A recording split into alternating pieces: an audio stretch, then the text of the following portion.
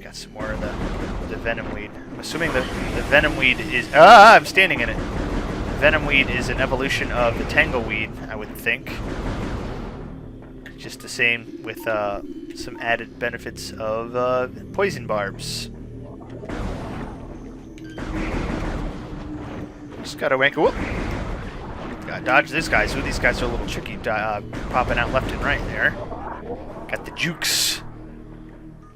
The jukes. Anyway, we have got some crates here to replenish some of your supplies on the way in. 52 on that last energy tank. That's not too bad. But here we have probably our first big boss of the game. Which this game does not have the glitched music, unlike the GameCube version. So actually be able to hear the full theme. The full theme of who, you might ask? I'll show you in a minute. This is the full... Oh, you get a little bit closer in order to scan it. Ouch. According to the logbook, this is Flaahgra. This mutant plant is the source of toxic water in the ruins. Flaahgra's growth cycle has been radically accelerated. As a result, it requires near constant exposure to solar energy to remain active. This exposure has made Flaahgra's outer shell thick and durable. Its lower root system is unprotected and vulnerable, however. Exploit this flaw when possible. Concentrated weapon fire can daze it for short periods. And also, a scan that this boss has. This boss actually has two scans. We need to scan Flaahgra's tentacles. One of Flaahgra's tentacles fills this narrow drainage channel. Analysis indicates that Flaahgra's central nervous system is located at the base of this structure. So, what you can do is you can actually, you can shoot at Flaahgra to stun it, but what you really need to do is target these solar discs that redirect the sun's rays to Flaahgra, and that will retract, cause it to be stunned down, and other vines will retract, and you can head on in and drop a a bomb into the bomb slot. And that is how you will do damage to Flaahgra. And after each damage you do, will increase the number of these solar panels that are being directed towards Flaahgra. Do I believe? Yes, they do have their own scan as well. Mirror array used to focus sunlight onto creature. It looks like it can be tilted, possibly to take it offline.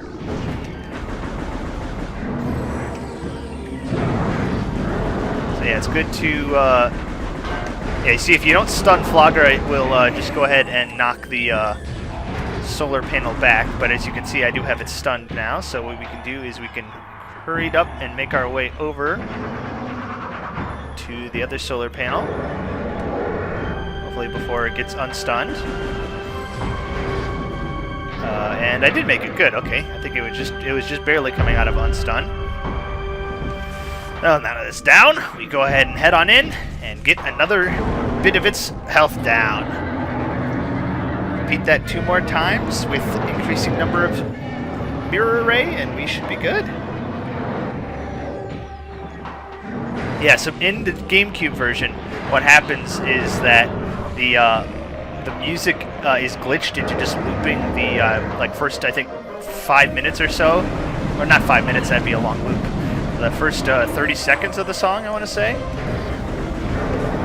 Whoop, that's not what I wanted to do. To shoot a missile to stun Flaahgra. There we go. And charge up beforehand before we get to the mirror. Whoa, hello, sir. Fancy meeting you here. There we go. Got it down.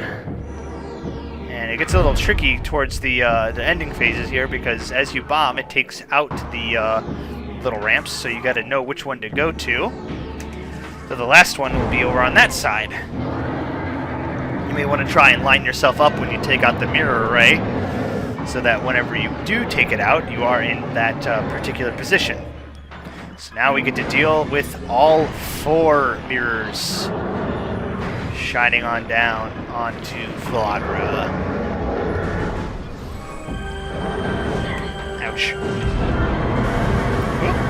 You're laying down your... Okay, we're not going to go that way, since Flaahgra is laying down some...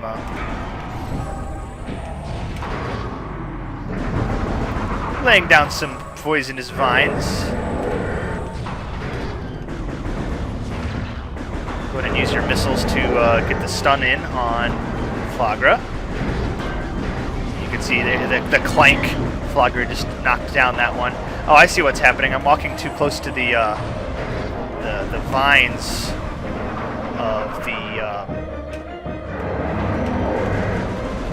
of the morph ball tunnel. That's what's causing the knockback there. Anyway, we got Flaahgra down with the final mirror. We'll go ahead and hop in the tunnel here and take out Flaahgra. One last bomb. There we go. Not too bad. Flaahgra's burning. Oh, the pain. Oh, the misery. And after beating Flaahgra, you can see the water is now clearing.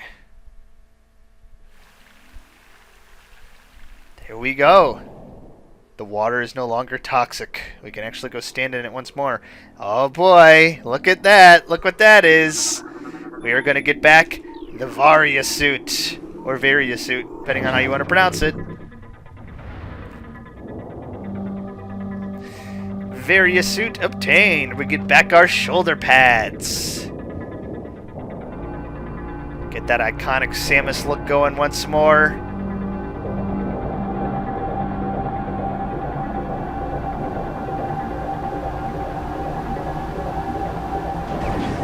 There we go. Look at that. Oh, Samus looks so good. Now we'll be able to withstand heat, and we can go to Magmore Caverns next. Varia suit acquired. Dangerous areas of heat are now accessible. Additional data is on the pause screen. Excellent.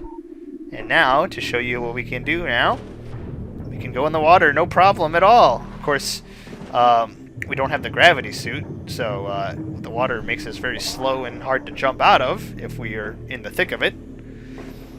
But maybe that's something we will get later on in the game. Anyway, for now, we can go ahead and proceed our way out.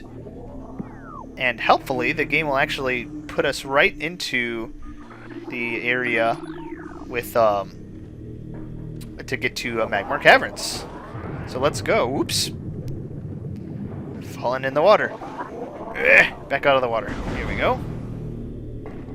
Follow. There it is. Sometimes this game can be a little bit dark. I don't know if my TV's turned down a little bit. I think my capture card takes a bit of the brightness out. Oh, look! We have another health pickup that we can scan. Research entry, Ultra Energy replaces 100 units of energy. Very good. And then that's just a regular missile. I didn't use enough missiles to warrant that. There we go. Back up to 99 full health. All three of our energy tanks. Got this particular enemy here dropping some bombs. Like its name, it's a pulse bamboo, life form of raw energy. Periodically releases explosive segments. Pulse bamboos are energy beings, invulnerable to most known weapons. Electrical energy can harm them, however. They lack any intelligence beyond an instinctive attraction to other charged energy sources. Pulse bamboos produce energy constantly. All excess energy is shed regardless of who or what may be nearby. So yeah, you can see it's dropping its little energy balls, so I'm going to be weary of that and go ahead and dodge out of the way of it.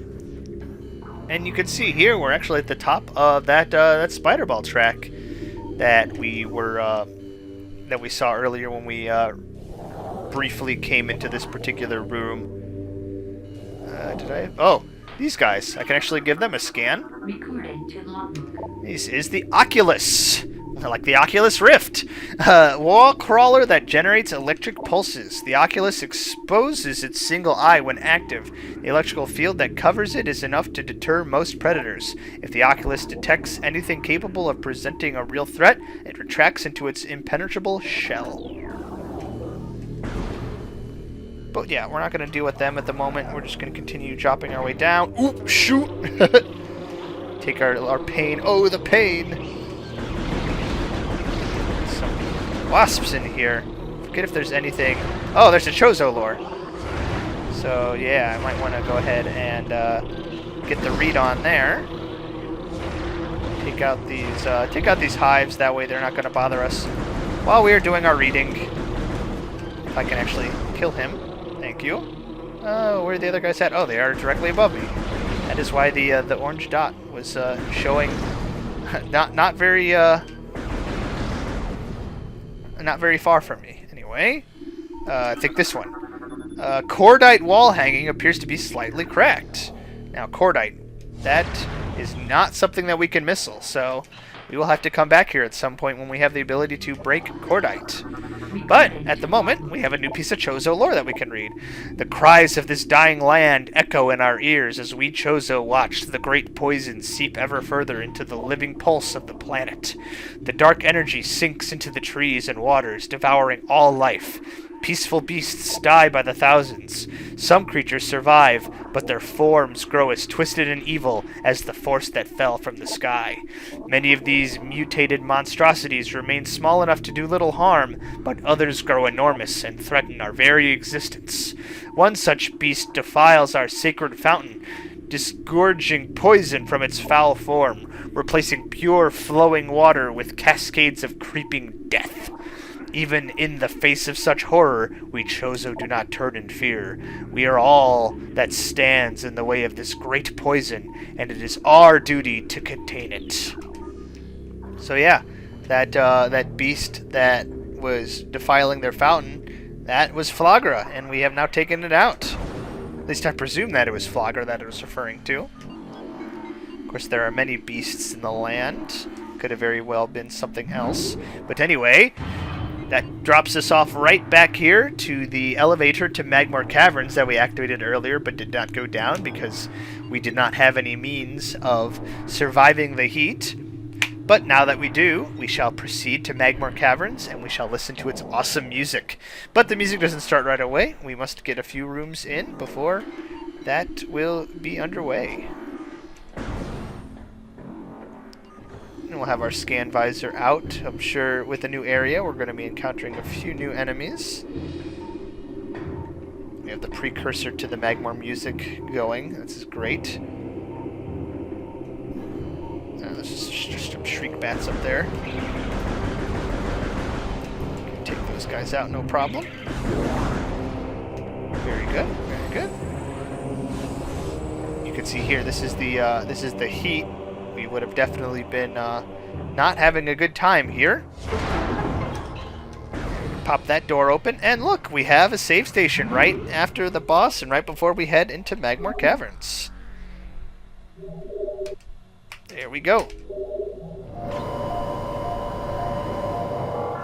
And you know what? With that save, I think I'm going to go ahead and end things off here. I might make 2 shorter 15 minutes parts out of this recording. Or, who knows what I'll do with the footage. Might cut it, might make it a little shorter, a little longer. But that's a good place to stop for now. So I thank you all for watching, and hope you have yourself a wonderful rest of your day.